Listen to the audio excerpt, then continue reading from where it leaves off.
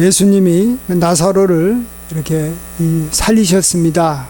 죽은 지 나흘이나 됐던, 그래서 몸에서 냄새가 나는 나사로를 살렸기 때문에 그의 이 형제 자매였던 마르다하고 마리아는 예수님을 위해서 너무 감사하는 마음으로 자기 집에서 잔치를 이렇게 열었습니다.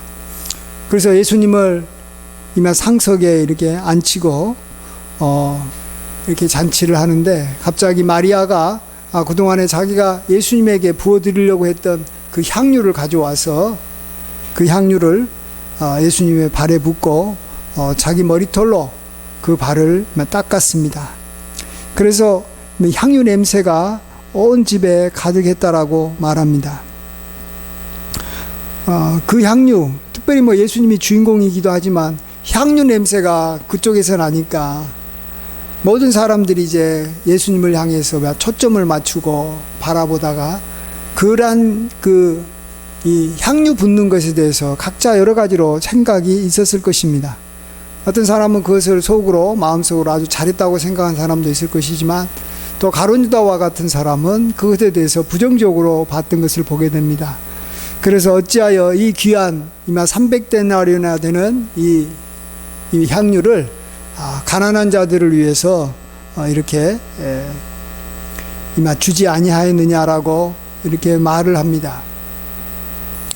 여러분은 이 가룟 유다의 말을 들었을 때 많은 사람들이 그 말에 동조했을 수도 있을 것입니다. 왜냐하면 그 중에는 가난한 사람들도 많기 때문에 그렇죠. 이 향유로 인해서 나에게도 뭔가 혜택이 올 수도 있을 것 같다. 또 가난한 사람을 위해서 향유를 이렇게 팔아서 그들에게 이렇게 생계를 이렇게 돕는 것은 얼마나 또 보람이 있습니까? 그런데 우리는 이 사건, 이 마리아가 예수님에게 향유를 부은 것이 참으로 잘한 일이고, 또 예수님께서 그에 대해서 칭찬했기 때문에 아주 이렇게 귀한 일이다라고 다 알지만, 만일 그런 상황이 아니라면, 우리도 그때 그 자리에 참석해 있었다면 과연 어떻게 우리도 판단했을까, 우리도 어느 쪽에 우리의 마음이 이렇게 갈 수 있었을까? 가룟 유다의 생각을 우리가 좋게 여길 수도 있을 수도 있다라는 것입니다. 이럴 때 우리는 이제 판단을 해야 되는데, 누가 옳고 그르냐, 이것을 잘 판단해야 되는데, 성경은 예수님께서 이 판단을 내리기 전에, 이 마리아가 옳다라고 판단 내리기 전에 성경은 그 전에 먼저 이렇게 우리에게 알려주는 귀한 말씀이 있습니다. 그게 6절 말씀입니다. 우리 한 목소리로 6절을 읽어보겠습니다.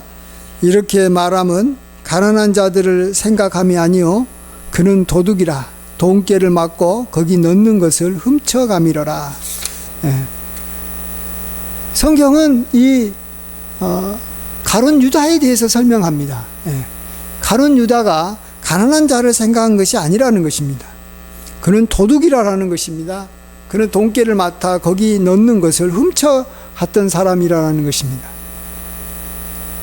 그러니까 겉으로 보기에는 가난한 사람을 위한 것이기 때문에 그것도 옳은 일이고 좋은 일이라고 생각할 수도 있지만, 사실은 그게 아니라는 것입니다. 그게 도둑이라는 것이었죠. 그가 도둑이었다는 것이죠. 그러면 도둑이 그 사건을 봤을 때는 또 자기가 또 이 돈을 어느 정도는 자기 것으로 이렇게 훔치기 위해서 그런 말을 해줄 수도 있습니다. 그러니까 아마 이 마리아가 예수님을 신뢰했기 때문에 그가 가난한 사람을 위해서 이렇게 이 향유를 활용하려고 했다면 아마 예수님에게 맡겼을 것이고, 또 그렇다면 그 돈은 이제 이 돈깨를 맡았던 가룟 유다가 그 돈을 관리할 수가 있었을 것입니다. 그렇게 되면 자기가 300데나리온이라는 많은 돈을 이렇게 관리하면서 또 그 돈을 자기가 이렇게 훔칠 수가 있는 것이죠. 그러니까 도둑질 하려면 많이 있을 때 중간에서 이렇게 빼가면 잘 들키지 않잖아요. 그러니까 가룟 유다 입장에서는 어떻게 하면 많은 돈을 자기가 관리할 수 있을까, 이런 생각을 하고 있다가 이렇게 마리아가 이 비싼 향유를 깨뜨리는 걸 보고 저것은 자기가 도둑질할 수 있는 많은 돈을 이게 자기가 관리해서 뺏을 수 있는 좋은 기회가 이 기회를만 놓쳐버렸다 이런 생각을 했던 것이고, 그러다 보니까 가난한 사람을 위해서 왜 이 향유를 활용하지 않았느냐 이런 말을 했다는 것이죠.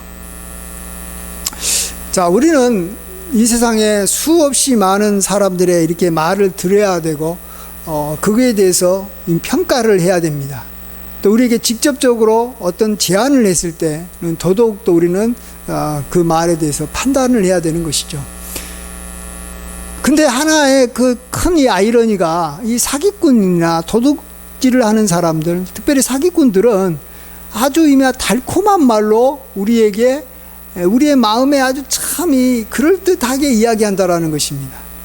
보이스피싱 하는 사람들이 참 그렇게 할 수밖에 없게 말을 한다라는 것입니다. 반면에 우리가 이렇게 따라야 될 그런 많은 말들 중에 참 좋은 말들, 충고하는 말들, 우리를 이렇게 살리는 말들은 어떤 경우에는 우리의 마음을 아프게 하는 것들이 많습니다. 그래서 이 속담에도 쓴 약은 이 몸에 좋다라고 했어요.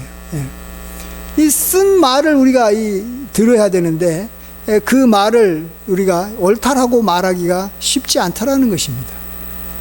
이럴 때 우리는 어떻게 해야 된다고 성경은 이야기하고 있습니까? 오늘 이 본문에서 이야기하듯이 그 말을 한 사람이 누구냐를 또 생각해 봐야 된다는 것입니다. 물론 그가 하는 말도 생각을 할 수밖에 없겠지만 그 말을 한 사람이 누구냐도 중요하고, 어찌 보면 그 말보다는 그 말을 한 사람이 더 중요하다라는 것입니다. 그런 의미에서 예수님께서는 또 마리아에 대해서도 이야기를 해줍니다. 7절에 보면 그를 가만두어 나의 장래할 날을 위하여 그것을 간직하게 하라.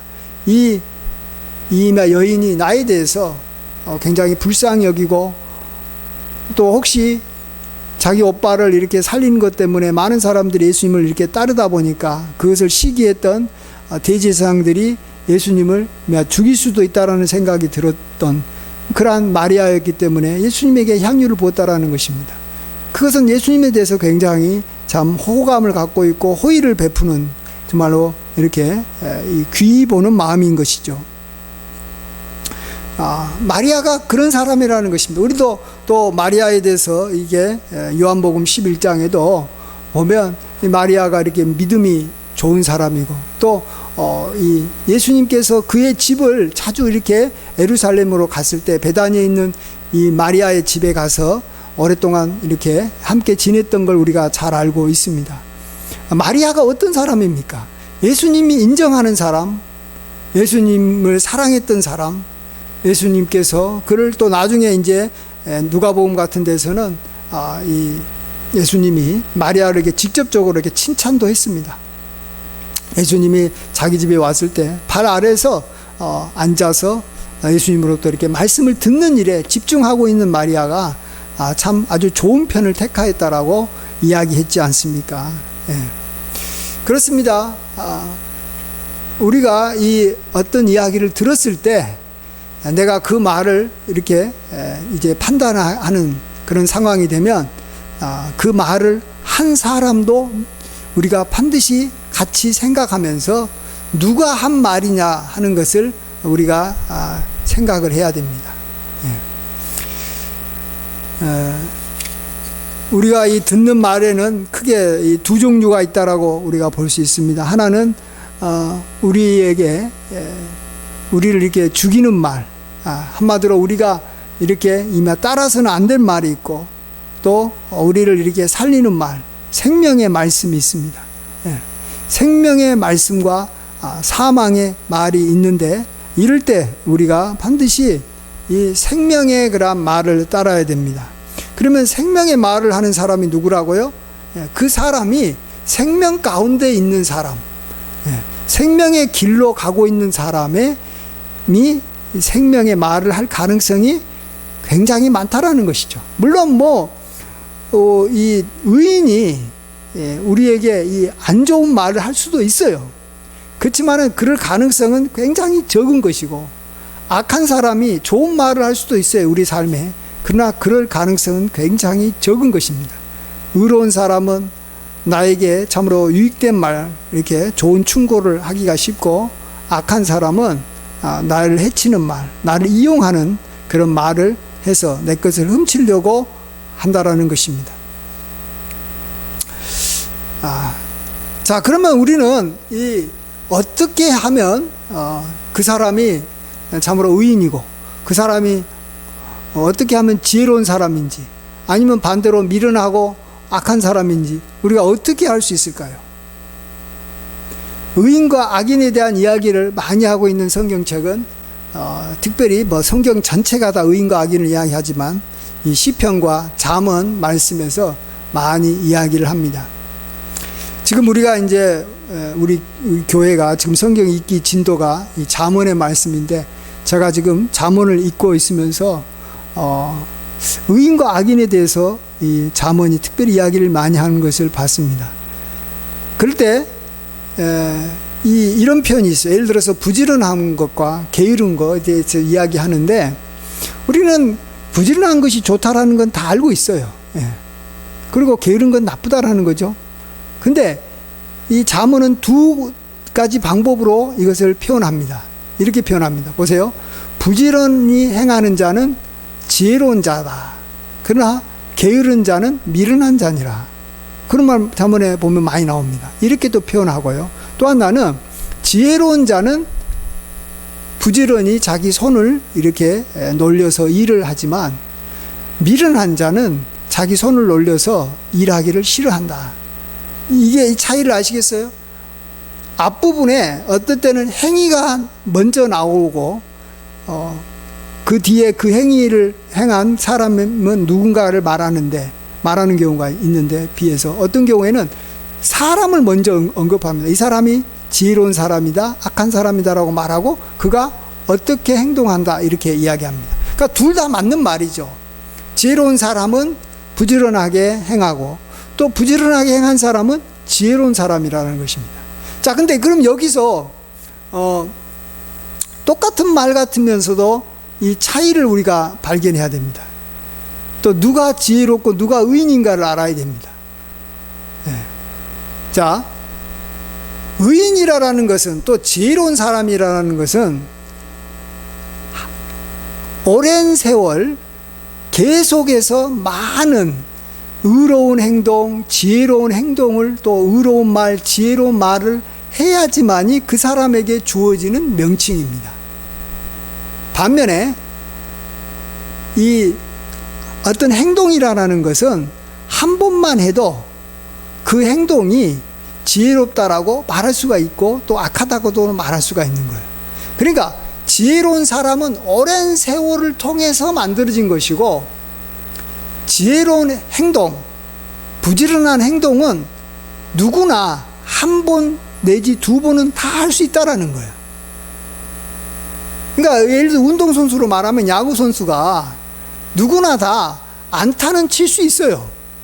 그렇지만은 훌륭한 투수, 정말 이렇게 그 팀에서 이렇게 기여도가 높은 투수가 되려면은 안타를 치는 그러한 이 비율이 굉장히 높아야 된다라는 거예요. 그래서 안타를 치는 비율이 높은 사람을 보고 뛰어난 선수라고 해요. 자, 그러면 뛰어난 선수가 됐다라는 말은 그가 타석에 섰을 때 안타 칠 그러한 가능성이 굉장히 높다라는 거예요. 그러나 누구나 안타는 쳐도 이렇게 이제 오랜 세월을 지내면서 그 사람에 대해서 이 사람은 참 이 팀에 기여를 못하고 안타를 못 치는 사람이다라고 이렇게 그 사람의 이렇게 타율이라든지 실력이 딱 나타나면 그 사람이 이 안타를 치더라도 적게 칠 수밖에 없는 것입니다. 뭐 이것은 뭐 같은 선수이기 때문에 뭐 큰 차이가 안 난다고 할 수 있겠지만, 지혜로운 사람이나 미련한 사람, 또 의인이나 악인 같은 경우는 굉장히 오랜 세월 동안 그것이 형성되어 있기 때문에, 의인은 의로운 일을 굉장히 많이 할 수밖에 없는 사람이고, 악인은 악한 일을 굉장히 많이 할 수밖에 없는 사람이에요. 지혜로운 사람은 지혜로운 일을 많이 앞으로도 할 거예요. 지금까지도 많이 해왔지만 앞으로도 할 사람이에요. 미련한 사람은 지금까지도 미련한 일을 많이 해왔지만 앞으로도 미련한 일을 많이 할 사람이라는 것입니다. 그래서 우리는 어떤 사람의 말을 들었을 때 그 사람이 지금까지 오랜 세월 살아오면서 그가 들었던 이 평판이 무엇인가, 그를 볼 때, 그를 이렇게 말할 때 사람들이 또 내가 그를 이렇게 오랫동안 지켜보는 과정에서 평가했을 때 의로운 사람이었느냐 악한 사람이었는가, 지혜로운 사람인가 미련한 사람인가, 우리가 그것에 대해서 어느 정도 알고 있다라는 것입니다. 예. 다 아는 거예요. 예. 그런 평판이 다 이렇게 들려오는 것이고, 만일 그가 미련한지 지혜로운지 모르겠다면 그가 무슨 말을 했을 때 무슨 말을 하더라도 그것에 대해서 쉽사리 저 말을 내가 따라야 되겠다, 내지 저 말을 내가 듣지 말아야 되겠다, 이런 판단을 해서는 안 된다라는 것입니다. 예.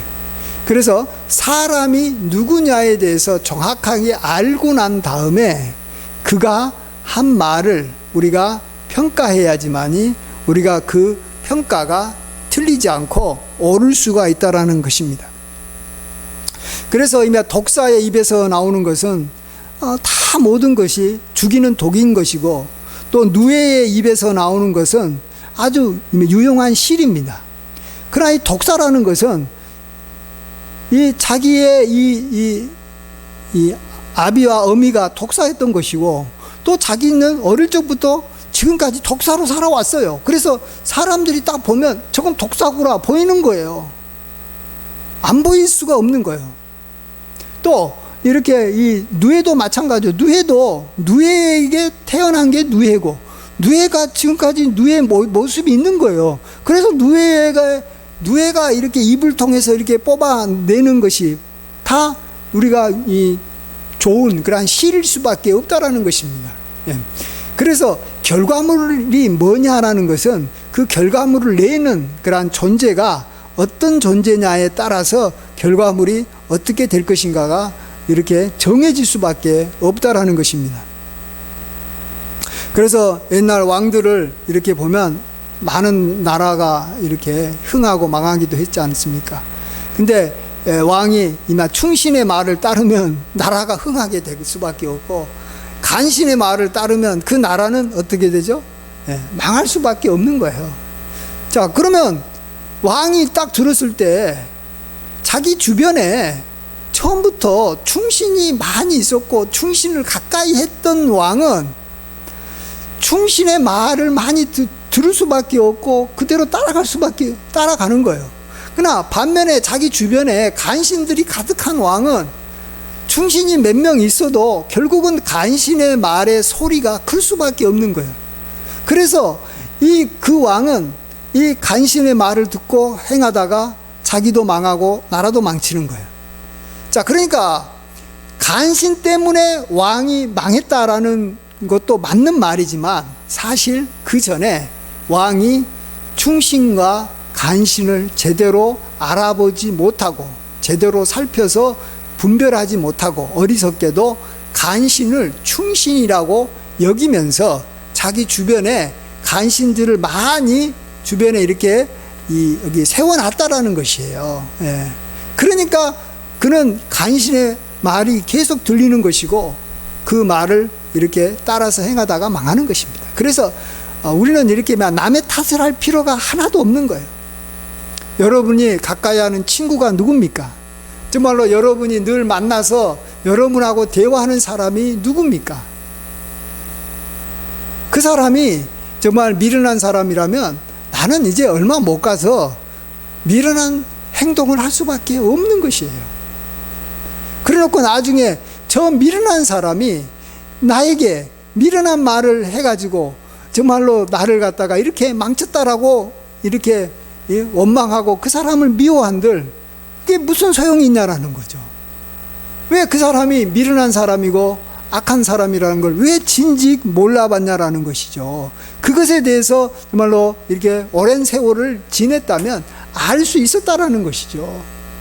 그 책임을 우리가 이렇게 지는 거예요. 그런 우리가 그래서 이렇게 심은 대로 우리의 삶이 거둬지는 것이지, 그냥 갑자기 어느 날 이렇게 훌륭한 사람을 만나서, 귀인을 만나서 내가 정말로 그의 말을 들어서 갑자기 인생이 이렇게 잘 된다든지, 또 우리는 내가 잘 살았는데 갑자기 악한 사람이 나한테 와가지고 나를 이렇게 넘어뜨려서 나는 이렇게 참 망하게 됐다, 이런 말을 우리는 해서는 안 된다라는 것입니다.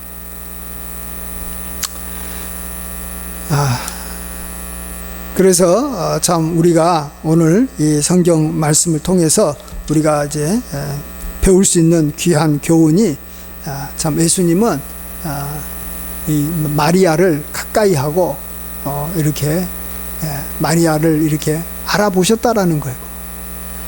또 예수님은 이 가룟 유다가 어떤 사람이라는 것을 뻔히 아셨지만, 예수님께서는 그를 그의 곁에 이렇게 뒀던 것은 예수님께서 우리의 죄를 위해서 이렇게 십자가에 못 박히는데 가룟 유다를 이렇게 활용하기 위해서 그의 곁에 두었다라는 것을 우리가 또 생각해 볼 수가 있습니다. 그래서 예수님 곁에 있었던 12명의 제자 중에서 가룟 유다만 빼고 다 11명의 제자들은 다 충성스럽고, 물론 중간중간에 이렇게 그들이 이렇게 주님을 배신하기도 하겠지만, 그래도 결국은 어쨌든 다른 사람들보다는 예수님을 이렇게 충성스럽게 따르고 사랑하고 참 하나님을 경외할 줄 아는 사람이었다라는 것입니다. 그래서 우리들도 참 누구를 가까이 하고 있느냐, 누구와 함께 하고 있느냐 하는 것이 그렇게 중요한 것이고, 참 우리는 예수님이 우리를 이렇게 귀하게 여겨서 참으로 우리의 친구가 되어주시고 또 우리의 주인이 되어주신다고 했던 것을 우리가 참으로 귀하게 여겨야 되고, 또 우리를 떠나지 않고 영으로서 우리와 세상 끝날까지 함께 주신다라는 것이 또 얼마나 귀한 건지 모릅니다. 나아가서 하나님께서 우리에게 이 귀한 이 성경 말씀을 주셨다라는 것이 얼마나 귀한다는 것을 알아야 됩니다. 여러분, 세상 사람들은 성경 말씀을 그들도 읽고 그들도 성경 말씀을 간접적으로라도 많이 들을 수 있어요. 그러나 그들은 이 성경 말씀을 100% 순종하려고 하지 않을 것입니다. 왜냐하면 이 성경 말씀이 하나님의 말씀이라는 것을 믿지 않기 때문에 그래요. 우리는 이 성경 말씀이 진리이시고 흠없고 점없고 항상 빛 가운데만 거하시는 하나님이 우리에게 주신 말씀이고 입으로 우리에게 하신 말씀이라는 걸 우리가 믿는다는 거예요. 자, 그러면 여러분은 성경을 보다가 이해가 안 되는 구절이 나오고 참으로 저것이 참 틀렸다는 생각이 드는 그런 이미한 말씀도 성경에서 발견할 수 있을 것입니다. 그럼에도 불구하고 우리는 이 모든 성경 말씀을 순종하고 그것에 대해서 이렇게 옳다라고 말할 수밖에 없는 것입니다. 그리고 그 말씀을 따라야 됩니다. 왜 그렇다고요? 그 말이 내가 봤을 때 옳고 또 객관적으로 이렇게 많은 사람들이 그것을 옳다라고 말했기 때문에 그런 것이 아니라 이 성경 말씀은 하나님의 말씀이기 때문에 그런 거예요. 그래서 하나님이 하셨던 말씀은 우리가 다 이해할 수 없어요. 깊도도 하나님의 지혜와 지식에 부유하며 그의 판단은 우리가 측량할 수 없는 거예요. 어떻게 우리가 하나님의 말씀을 다 이해할 수가 있어요. 그러나 하나님께서 하셨기 때문에 우리는 그 말씀을 순종하며 살아가는 거예요. 그것이 우리로 하여금 아주 지혜롭게 만들고 우리로 하여금 진리 가운데서 풍성하게 사는 거예요. 그래서 마태복음 4장 4절에 광야에서 예수님께서 마귀에게 시험 받을 때 사람이 떡으로만 사는 것이 아니라 하나님의 입에서 나오는 모든 말씀으로 산다라는 거예요. 하나님의 말씀하셨다라면 우리는 그걸 다 이렇게 받아서 우리가 행함으로 우리는 살아가는 존재라는 것입니다. 그러나 세상 사람들은 이 성경을 이 베스트셀러로 알고 좋은 말씀으로 알아도 자기 마음에 드는 말씀만 쪽쪽 빼가지고 그 말씀만 자기 것으로 삼고 행합니다. 그렇기 때문에 이 성경 말씀이 온전히 자기 것이 되지 않는 거예요.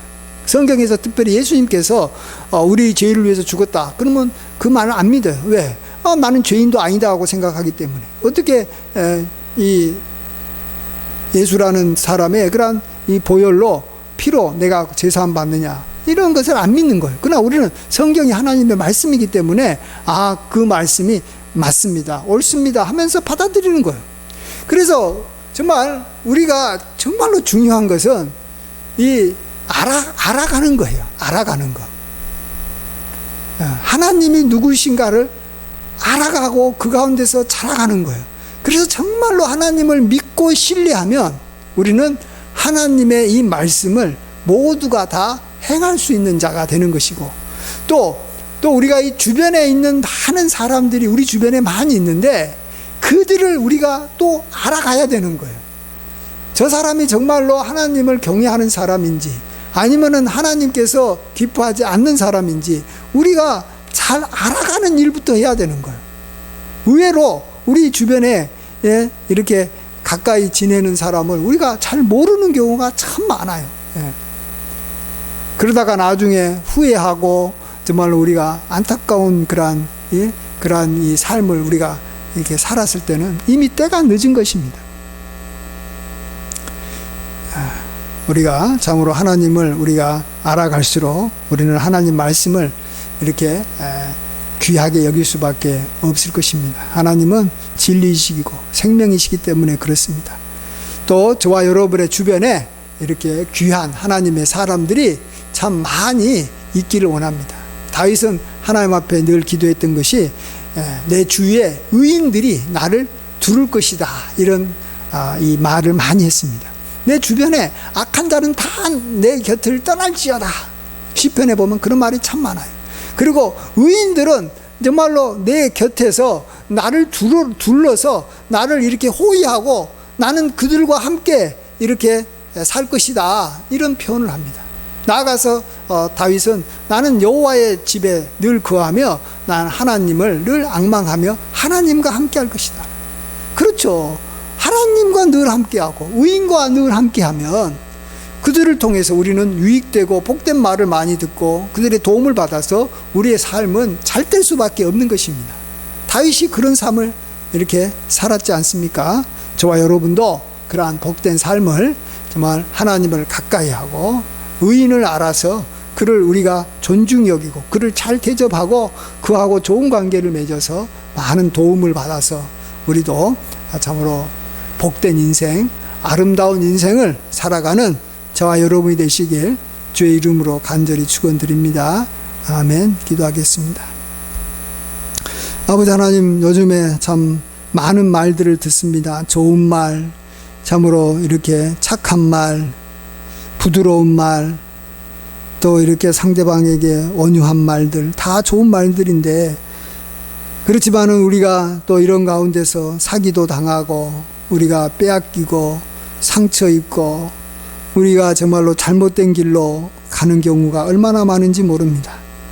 다 우리가 의인을 의인으로 알아보지 못하고 악인을 악인인 줄 모르고 우리가 가까이 했다가 당한 결과인 것이고, 무엇보다도 우리가 정말로 귀한 하나님을 우리가 정말로 존귀 여기며 그를 가까이 모시고 그를 가까이서 섬기지 못한 것이 결과였음을 고백합니다.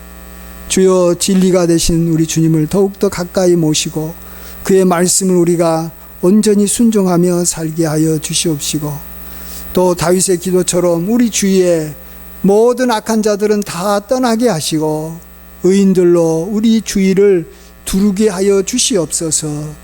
그래서 우리가 그들과 함께 의로운 말을 서로 주고받으며 격려하게 하시고 우리가 서로 힘을 얻어 하나님께서 기뻐하는 삶으로 우리가 늘 살아가게 인도하여 주시옵소서. 모든 영광 주님께 돌리옵고 우리 주가 되신 예수님의 이름으로 감사하며 기도하옵나이다. 아멘.